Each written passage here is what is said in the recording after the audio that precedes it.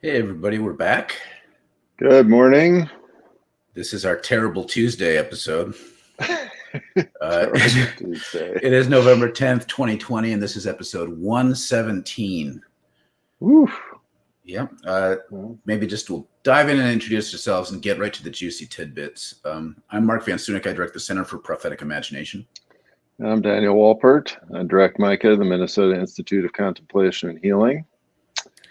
And, after 117 episodes, this is one of our first pun names, I think. Really? We've had a couple such a other punster. I know. Well, we both are. And it's actually been good. This has been a low pun show. We're holding back. Yeah, which I think is healthy. And it's good to see you guys, Kathleen, Gus, whoever else is on there. Mm-hmm. And so it's been an interesting few days. Mm-hmm.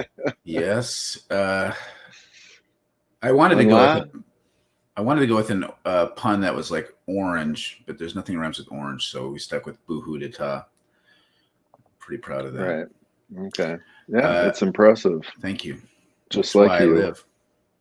I live to serve and to illuminate the minds of many, Dan. Well, you're succeeding. One pun at a time. One pun at a time.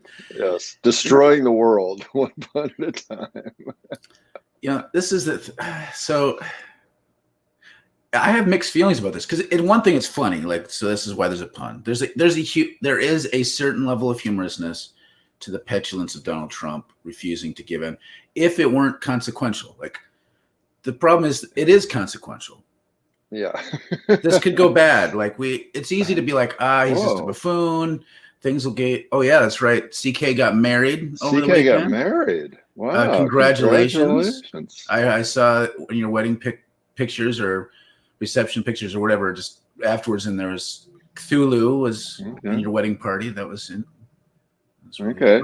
Did you create a super spreader event with your wedding, or was it not that? The only thing that they super spread is joy. Well, that's good. Yeah. That's good. But the consequences of this, it's easy just to joke and they're crybabies. But things like this can always go in unexpected directions. And it's just problematic if you set a precedent for just digging in your heels and refusing to give up power.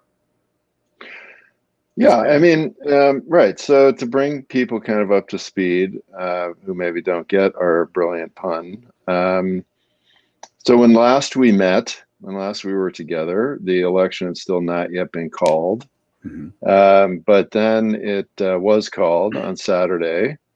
And of course, Democratic world went crazy and everybody was super happy and excited, which was really nice. And it very quickly has become apparent that the GOP has taken a playbook right out of, some kind of fascist dictatorship and basically pretending that the election is not real or valid. And they, as far as I can tell, are going to do everything possible to try to steal this. And they really don't care what the consequences of that are. And and it's not just the presidency, right? So yesterday, the two people who are now running for office in Georgia for the Senate seat basically told the Secretary of State to resign because they didn't like what the results of the election were. The Republican Secretary of State of this. The Republican Secretary of State, right. And again, and this is always the thing about dictators, right, is there is a level of hilarity to it. I mean, there is always a level of absurdity. They are like these weird cartoon clown buffoons, except they're also destroying their country and taking over power. And so that's one of the odd paradoxes of dictators, and why I think that actually they sort of succeed, because I think a lot of people just are like, well, this couldn't happen. Trump they couldn't actually steal this election. It's like, no, they actually could. Um, uh, Not exactly clear, completely how, but it is interesting to me to watch all these folks on the Biden side just be like, okay, we won, it's fine, everything's over, let's go back to puppy pictures. It's like, this is not over, and the Democrats are already starting to fight with each other about their platform and position and it's like, this is not over. This is not anywhere near over, as far as I can tell. What's likely to happen, still the likeliest outcome, is there'll be a transfer of power. But that's not a foregone conclusion. Like in situations like this, it helped. Like the sign of hope, one of the biggest signs of hope is that Fox News isn't having it. They're doing what other networks are doing. And then when they see Trump starting to, like, when people start making claims of like widespread fraud, they cut away just like every other network, because they're like, no, that's not. And this is why we're talking about this before, but it's because at the end of the day, Fox News is corporate, and corporations like continuity and consistency, something that disrupts. Like they like Biden enough. Corporations like Biden enough to not risk things by banking for Trump and causing disruption and destabilization. Now, but corporations are only one kind of part of the base of the Republican Party, though. So there are other people like the OAN network, which I had the joy of watching this weekend out of curiosity. That's the network that formed because they thought Fox News was too liberal. They're reporting it as news that there has been a coup, that there's actually a coup that's happened. The Democrats have taken over the country through illegal, through their illegal shenanigans. Yeah. That's like a network that breaks away from Fox because Fox is too liberal. That's kind of like, the Baptists that leave their Baptist church to form another Baptist church because the first church was too liberal. Or my favorite is the Amish broke from the Mennonites because the Mennonites started becoming so progressive that they thought maybe we shouldn't shun people. And the Amish are like, you're liberal. And so they started their own group so they could keep shunning. Right.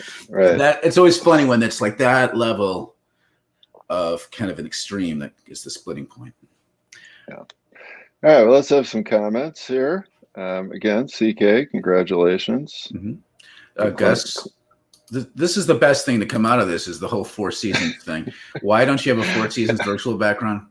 Because we're lazy. That's why. Yeah. Or we didn't think. No, actually, what's right up there with the 4 seasons one was the whole Georgia thing. Did you hear that thing? What Georgia? Yeah. Thing?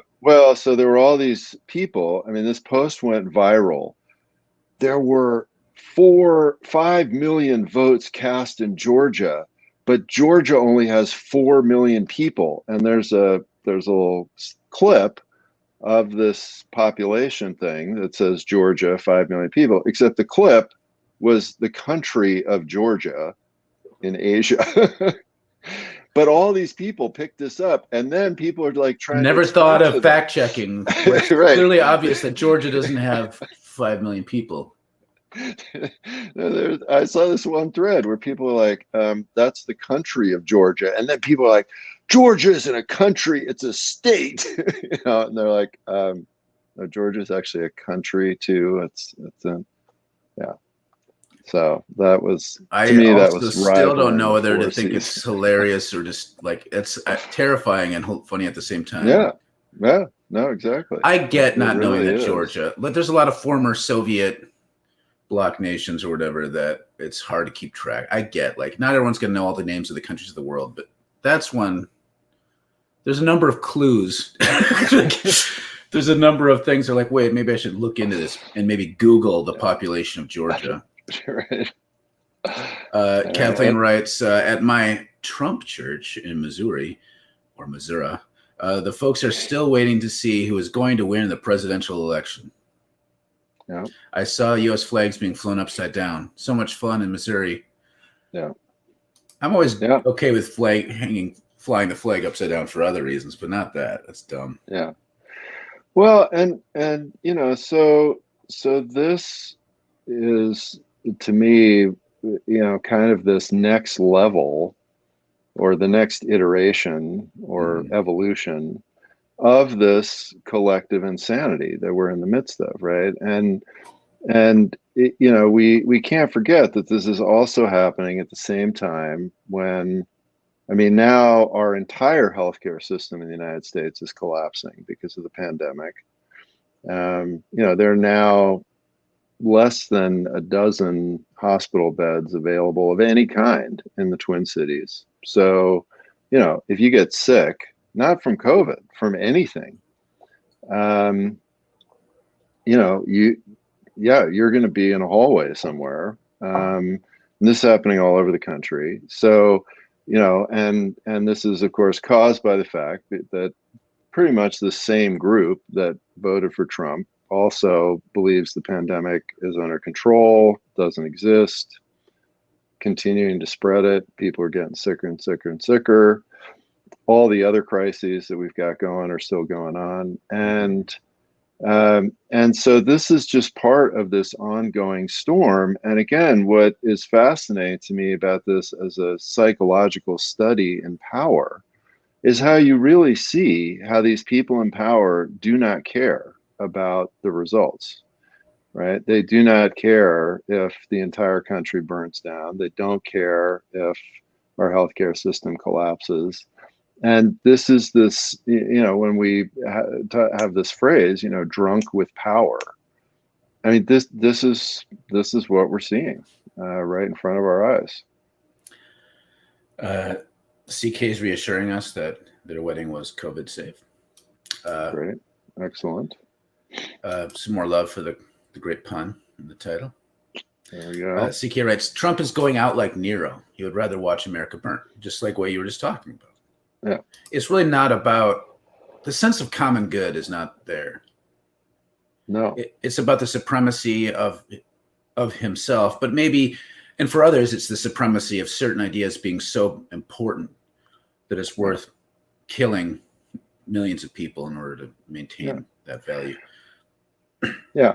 Well, and the supremacy of this intersection of whiteness and capitalism. Yeah.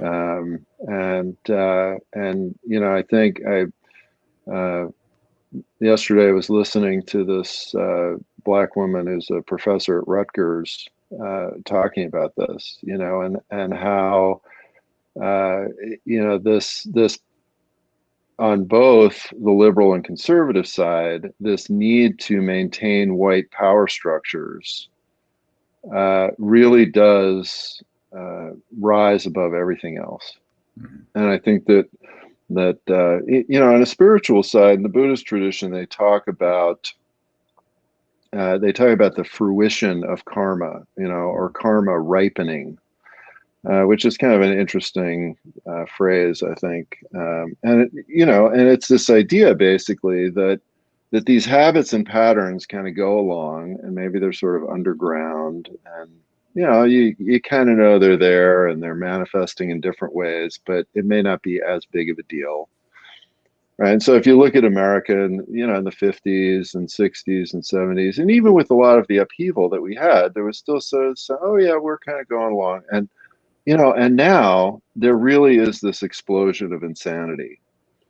And that's this idea of the karma finally ripens, right? The fruit of all of these years and decades and centuries of not dealing with this fundamental flaw in American development. And this has happened before, right? Civil War was another example of this. It finally erupts. Like the energy cannot be maintained underground anymore. And that's very much what we're seeing. Juneteenth all over again. Not exactly sure where that's all going. If you want to say more, Julia, that'd be great. At least they weren't kneeling. Well, maybe they were. Lisa writes, there is a Trump flag on a truck outside our polling place. It wasn't a voter. I heard all sorts of stories about this. A number of people kind of trying to observe polling places, and a lot of just ostentatious trucks with 5 flags on it and covered with bumper stickers coming to intimidate voters. That seem to happen a lot. William writes, what stage of the collapse of the empire do you think this is? How many years has the U.S. got left? I do think that the high point of the American empire was probably somewhere in the Bush years. And we've been in this state of decline. Yeah. And the things, what happens in the state of decline is you have to start moving from operating in soft power to more overt hard power. So this is what makes something like this terrifying. It's because all of a sudden, if you can't maintain control, white supremacist capitalist control through economic pressures and influence, then you have to start using naked power, and that's not fun. Yeah, no, William, I was actually thinking about this yesterday, and to me, an analogy really is what's happened with the mainline church in America, right? Which is that, and one of the great jokes about this that I really like is that, Brontosaurus is so big, if you cut off its head, it takes a few days for its tail to find out. And so, when you're dealing with a system that's as big as the United States, collapse and something dying, takes a long, long time. And like with the mainline church, those of us who are involved with that often talk about the fact that it's sort of already dead, but it's so big that there's still things happening, and there will still be things happening for a long, long time. But as a really vital social and cultural phenomenon, it's kind of already done.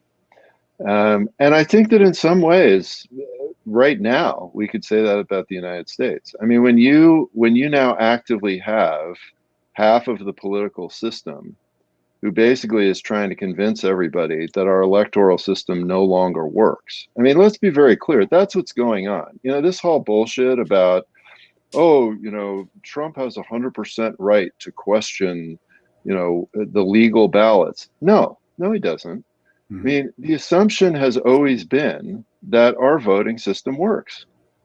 And the fact is that it basically does, right? I mean, if you were able to live stream vote counting, if you look at all the things that these poor people and, counters and secretaries of state and polling place people, the stuff they go through, I mean, it works. There is no fraud.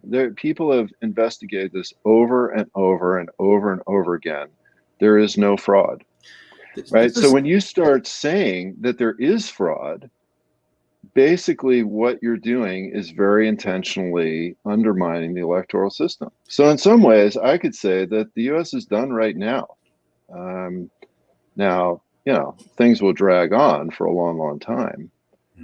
But yeah, we're toast. This is the old standard of blaming your opponents of what you're doing. That Trump does. It's not like he's the first person to do that in power, but he's definitely accelerated that idea of needing to destabilize the legitimacy of the system in order to make himself seem like he alone is legitimate. Like this sort of thing. I mean, it's narcissism writ large. It's gaslighting, all that kind of stuff. One of the things I hear the most is reading the few Republican friends whose threads I still see on Facebook. It's astonishing to me how many people who I would have thought of as the reasonable Republicans that I know really believe there was voter fraud. And if you bring that up, they'll say, you liberals are hypocritical because 4 years ago, you called the election into question. And I said, and this is the funny thing is there's differences, but the differences are lost. The subtlety is lost. Before 4 years ago, the issue was undue influence from a foreign government under the encouragement of one of the people running for president. So it was encouraging voter interference. There wasn't a big thing about fraud when it comes to the votes. There was concern about tampering with voting machines that was investigated and moved past. So you didn't have Obama holding in and saying, well, Trump isn't president. They conceded when he won. Right. Yeah. No, and this is a very important thing. This whole argument of like, well, Democrats didn't accept the results of the other election, that's completely bullshit. That is completely bullshit. I mean, Obama conceded. I mean, Hillary conceded. Obama let Trump in the White House right away for the transfer. Of course, the Democrats accepted the results of the election. Now they weren't happy about it, and yeah, there are a lot of people that say that Russia helped throw the election. I don't happen to believe that at all, but that's totally different from saying that the actual votes are illegal and we are not going to acknowledge what has happened with the election. It's completely different. No, the issue with Trump wasn't that, he stole the election through voter fraud. It was that he encouraged outside interference, including digging up digging up junk on his opponents with the help of a foreign government, and that was maybe impeachable. So it was more about whether or not Trump was engaging in illegal activities with a foreign power, not how the American people voted. So you can say that was dumb. I thought the whole Russia thing was a wild goose chase and not helpful at all, but it's still a different thing. Yeah. And they went through the whole process. They did the whole impeachment thing, didn't quite stick, and people kind of said, "Well, I guess we're stuck," and then they elected him out. So the system, kind of as flawed and broken as it is still worked. Anyways, so if you hear people complaining about that, it's just funny. It's nonsense. Norman writes, American Revolution, end of the war. America had won. George Washington gave up power, gave up his command of the army. Usually a good mark of a leader, believer in democracy. Dictators rarely give up power, control. Comparison to Trump, he unlikely to give up the fight. I think the likeliest outcome is that he won't really fully concede, but he'll still leave. That's kind of what I think is likeliest to happen. Yeah, I mean, I think that's and this again goes back to William's question about what stage of decline are we in and how long is it going to take. Yeah, I think that probably the most likely outcome is that he leaves. However, the level of damage that this has all caused, yes, and then if the Democrats do not win these 2 seats in Georgia, which I think is unlikely, but it's possible, but unlikely. Then what's going to happen, right, is that the Senate is just not going to do anything for 4 years. And so again, this slide into non-functional authoritarianism can just continue. And Trump is already talking about running in 2024. And this is the thing. So I don't think that's going to be a very feasible election for him. But this is why it's problematic and why we got to make sure we unhinge or unhook our imaginations from just Trump, because this isn't just Trump's doing at this point. There are people in power who are willing to go along with Trump stuff because they so think that Biden, as a centrist or even right-leaning, if you want to look at it the way I look at it, is so much more problematic. They just want to make sure the Republicans are in control, that they're willing to go along with this delusion. And it shows that what would happen if you had, and there's articles about this, what happens if you had a terrifyingly functional and shrewd person running on the right who is able to doublespeak effectively to the corporate groups and white nationalists in a way that's much more incisive and networked and respectable seeming. Now, what happens now, the reason why I don't think Trump's coup d'etat or Boohoo d'etat is likely to hook is because the military is like, Biden's going to keep the war machine going, so we're not going to somehow back him. Because they hate Trump. They don't like Trump. He shits all over them all the time. And usually for a coup d'etat, you have to have the military's backing. What Trump's doing, instead of appealing to the military, he appeals to these Proud Boy types to kind of have his own little thug army, which again, still, it's terrifying and nasty, but it still lacks the power for a government takeover. But the problem is what happens in 4 years, and it's why I don't like the fact that we ended up with Biden, is because the Biden ethos that we have is kind of created the ground for fascism. It's what we've been talking about. We've talked about that. So really, we have to keep our eye on the ball for the next 4 years and see what trends develop and keep pushing to break free from the stranglehold of like corporatocracy and white supremacy. Because when white supremacy and corporatocracy feels threatened enough, which it feels threatened now, but not nearly as much as it could later, then you're going to see someone rise to power who's much more terrifying than Trump because he'll seem so reasonable. It seems so effective. Yeah. All right, let's keep rolling through these comments. Catherine's got a good one, as always. Catherine writes, when I try to put myself inside the mindset of a Trump true believer, I can imagine how it looks like Biden is stealing the election, and the media keeps cutting off the truth tellers. This scares me. What is your read on the potential for violent resistance to the transfer of power from Trump? I think there will be some violence. Yeah, hopefully it'll be isolated and like kind of scuffle kind of violence. I'm hoping is what. Yeah.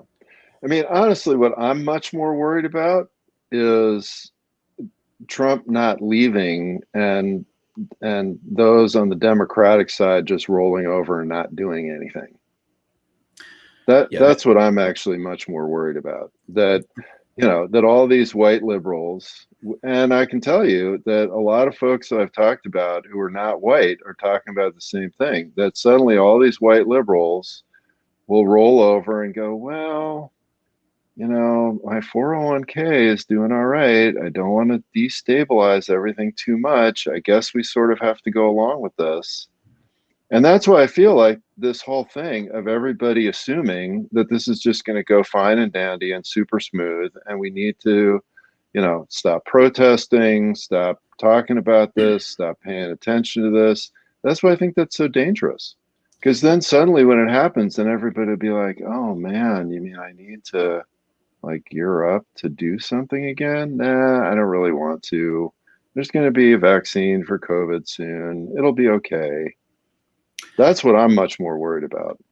A scenario that I'm concerned about is Trump refusing to leave, and so Biden has the Secret Service forcefully escort him out, not in shackles or anything, but just escorted out physically. And I think that could be enough to trigger violent reactions. And also plays in this thing I'm not a Biden fan really much at all. At all. But I recognize his appeal is, and it's what he's pushing into, is he can heal the nation and bring it together. So I don't agree with that tactic or that way of thinking. We've talked about polarization. Well, and it's not going to work. No, but if you have him forcibly escorting Trump out, then it gives the Republicans more fodder to feed into this narrative that Biden is an authoritarian socialist fascist.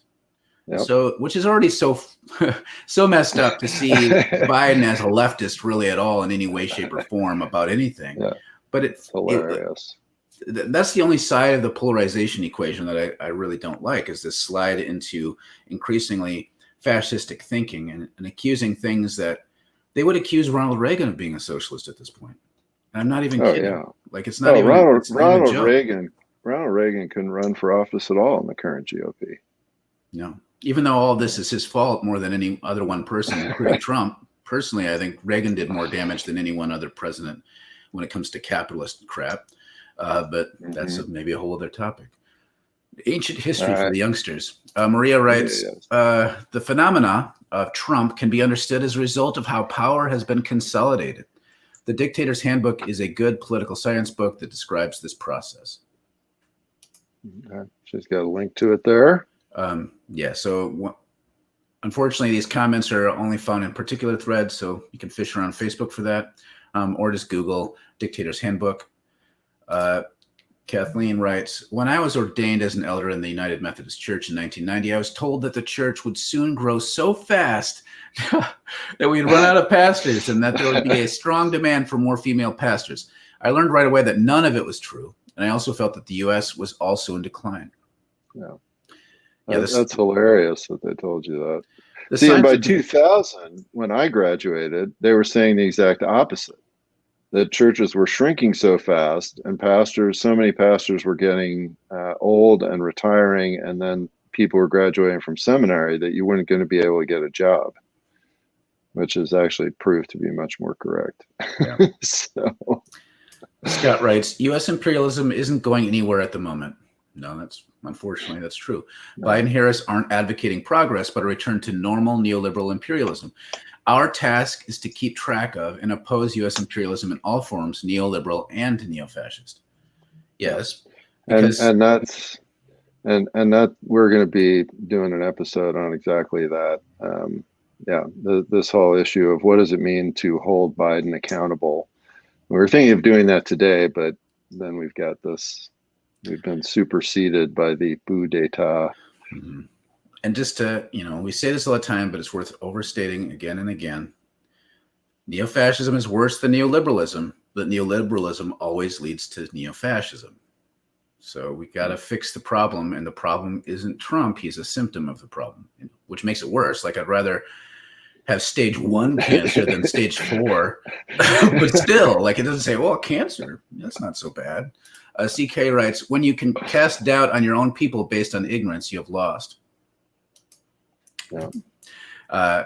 Catherine writes, to be clear, I'm saying I think Trump believes he has already accepted, believers have already accepted such a framework of misinformation that I can see how the lies about voter fraud and a pedophile deep state pro-Biden coup fit right in and almost seem plausible. Oh, yeah. No, absolutely. Yeah. I mean, it makes sense from within that framework. Yeah, for sure. Yeah. Totally brainwashed, zombified. Yeah, it's very impressive. Yeah, I heard a few of these people interviewed yesterday, and literally nothing they say actually makes any sense except to them. And it's really, as I said, it's a fascinating psychological study. I just wish I was a lot farther away from it. Did you really just say unhinged? That must have been early in the episode. I think I was trying to say unhooked, and I said unhinged. But unhinged works. And I don't know what the context depends. Scott writes, Russiagate was a total Cold War 2.0 farce aimed at increasing anti-Russian pro-NATO sentiment.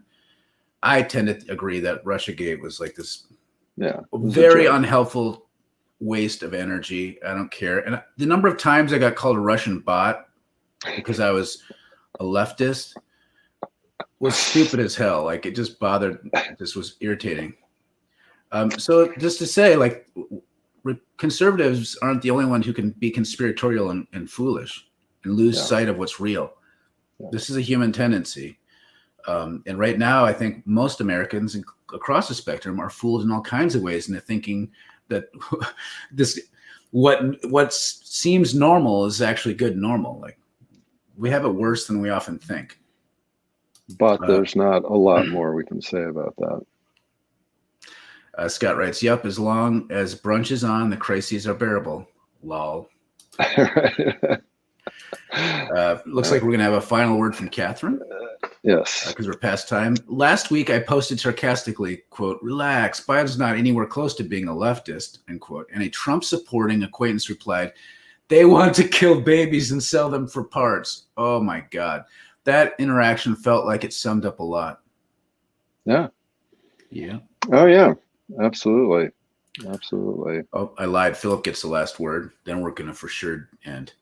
The Sunday before the election, a lady at church spoke in tongues and interpreted immediately, all while wearing a pro-Trump shirt. This is where you need, if you're going to be charismatic, someone else has to interpret the tongues. If you're going to you don't trust. I'm not excited about Biden, but Christians need a good kick to the crotch to bring them a sense of humbleness. A one-term president is an embarrassment. Was it God's will for us to see how terrible things could get? The number of prophets out there, self-proclaimed prophets, that are still saying that they prophesied Trump's win, Trump didn't win, and therefore that proves fraud because God doesn't lie. Like that.